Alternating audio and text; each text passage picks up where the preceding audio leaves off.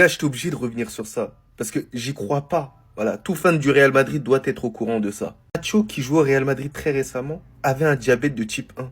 Un diabète de type 1. Les gars, c'est une dinguerie internationale. Alors j'ai regardé sur ChatGPT quel était le diabète le plus dangereux entre le type 1 et le type 2. On m'a dit c'est le type 1. Imaginez-vous, il est au plus haut niveau. Il doit jouer des matchs à haute intensité, en Ligue des Champions, en championnat. Mais malgré ça, il arrive à contrôler sa glycémie. Parce que oui, tu dois faire attention aux chutes de tension, à bien manger équilibré, pas trop de sucre. Si tu prends pas assez de sucre, ça peut tuer aussi. Grâce à ça, j'arrive à mieux comprendre pourquoi au final Nacho, il est resté à certains moments au Real Madrid, sachant que des fois, il avait le niveau pour potentiellement être titulaire. Parce que par moments, il y avait des défenseurs qui étaient en difficulté et il pouvait avoir des fois sa petite chance. Après, bien évidemment, c'est des hypothèses. On ne sait pas, tant qu'il ne s'est pas exprimé, on ne sait pas du tout. Mais à sa place, j'aurais pris la même décision. Je suis sur le banc au Real Madrid, je fais mes soins tranquillement. Lorsqu'on m'appelle pour aller jouer, je joue sur le terrain et je montre de quoi je suis capable. En tout cas, voilà qu'il a encore plus mon respect. Et voilà, je t'aime Nacho.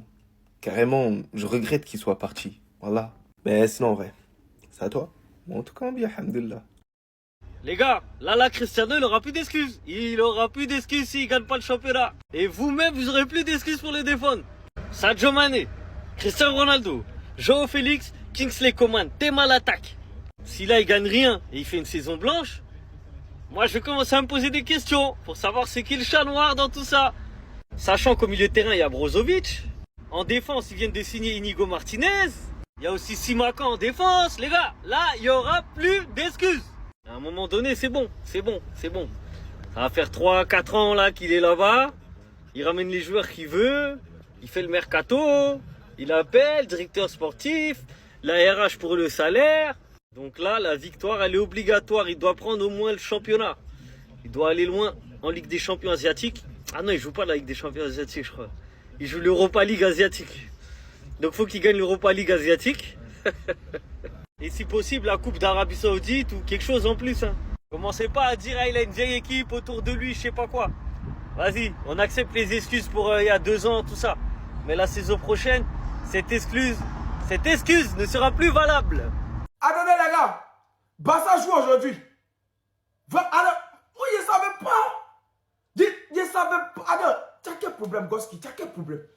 Moi, c'est quelqu'un qui m'a dit que Barça joue aujourd'hui. Sinon, moi, je ne savais pas. Je me suis réveillé, je ne savais pas. On m'a dit que on dit Barça joue. Barça joue. Barça joue quel match? On dit que Barça joue un match contre une équipe italienne. C'est quel match? Goski, ressaisis-toi. Hein. Ça, comment tu peux ne pas savoir que Barça joue aujourd'hui? Non, à tous les matchs du Barça, tu dois savoir. Non, les gars, aujourd'hui, là, je ne suis pas concentré. Moi, je viens me livrer. Je ne suis pas concentré. Comment ça? C'est quel match Barça joue?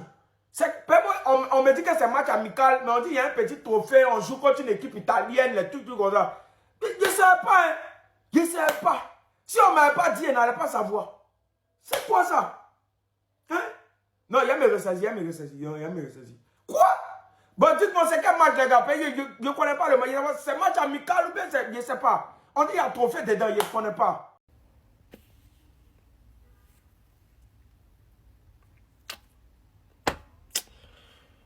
Oh, je suis atteint. Les gars, ça vient de tomber. Et c'est de Mario Cartegana, donc la source elle est fiable et c'est la réalité. Camavinga est blessé, il a subi une blessure à la cheville à l'entraînement. Il est incertain pour le début de la Ligue. Qui lui a fait ça? Moi maintenant je veux des noms, j'en ai rien à battre. Voilà, je veux des noms là maintenant. Voilà que le type, il a charbonné, il a fait une prépa de fou furieux. Il allait avoir une place de titulaire, c'est moi qui vous le dis, il allait avoir une place de titulaire.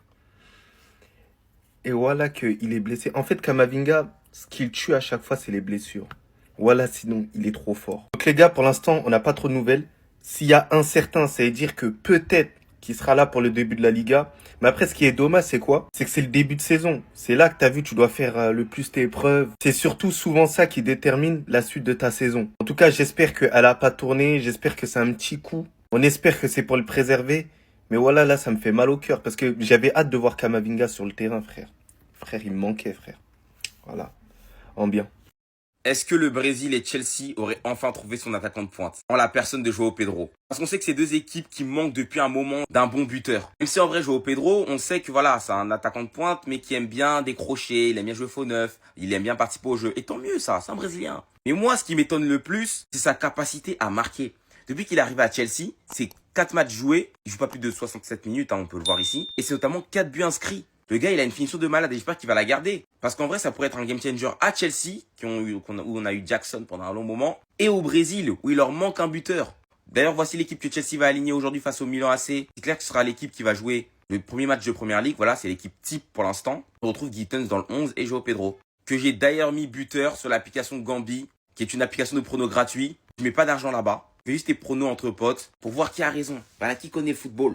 J'ai mis João Pedro buteur aujourd'hui. J'ai aussi mis Chelsea qui gagne. Est-ce que j'aurai encore raison? Pour ça, je vous laisse télécharger l'application Gambi. Vous avez droit à 5 pronos par jour et 5 boosts. D'autres matchs, j'ai aussi mis l'FC Barcelone et Liverpool qui gagne. Voilà. Est-ce que vous êtes meilleur que moi en prono? Alors là, je m'y attendais pas du tout. L'information, elle vient de sortir. Dani Ceballos a demandé à quitter le Real Madrid pour rejoindre le Betis. Ceballos est considéré comme hors des plans du Real Madrid. Alors moi, personnellement, je pensais pas que Ceballos allait avoir le courage de quitter le Real Madrid, parce qu'on sait très bien que c'est un confort de jouer au Real. Et ce qui n'est pas étonnant, c'est qu'au final, ouais, il est pas dans les plans de jeu de Xabi Alonso. Xabi Alonso a enfin vu que Ceballos, malheureusement, il a pas le niveau pour pouvoir jouer au Real Madrid. C'est un joueur qui sera très bon au Betis, il y a pas de souci. Ça fait mal de le dire parce qu'on s'est attaché au joueur, c'est réel. Il s'est toujours donné à fond sur le terrain, mais il y a énormément de concurrence. Valverde, Bellingham, des joueurs comme même Arda Güler qui sont passés au-dessus de lui au niveau de la rotation. T'ajoutes à ça que Camavinga, il est de retour aussi. Tchouaméni, il peut jouer aussi au milieu de terrain même si c'est pas trop le même profil et c'est pas le même poste. Le petit Pitarch qui a bien brillé lors du dernier match et qui va jouer en équipe première, qui va passer aussi devant Ceballos. Donc ça risque d'être compliqué pour lui. Et surtout que le mondial, il approche. N'oubliez pas ça. Le mondial approche. Donc c'est à dire le plus important pour lui. Surtout que là, je pense, il a 29, il va avoir 30 ans. Donc le plus important pour lui, c'est le temps de jeu. Voilà, pour confirmer sa place quand même en Espagne en tant que remplaçant. Mais sinon, en vrai, c'est à toi. Moi, en tout cas, bien, alhamdoulilah.